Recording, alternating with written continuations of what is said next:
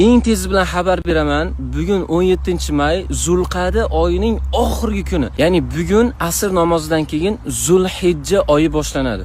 U degani hayitga 10 kun qoldi degani. Agar siz qurbonlik qiladigan bo'lsangiz, sizga tirnoq olishingiz, soch olishingiz va yomon tuklaringizni tozalashingiz mumkin bo'lmaydi asrdan keyin. Bu bid'at amal emas. Umraga borib kelgan odamlar buni juda yaxshi biladi. To qurbonlik qilmaguningizgacha mana shu amallarni qilib qo'ymang. Agar qurbonlikni otanglar, onanglar qiladigan bo'lsa, ularga ham tezroq aytib qo'yinglar, tarqalishiga hissinglarni qo'shinglar. Bu bir.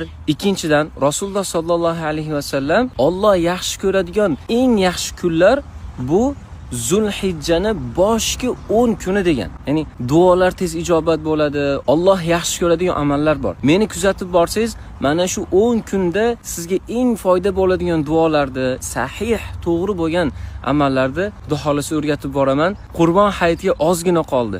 Tezroq yaqinlaringizga ulashib qo'yinglar.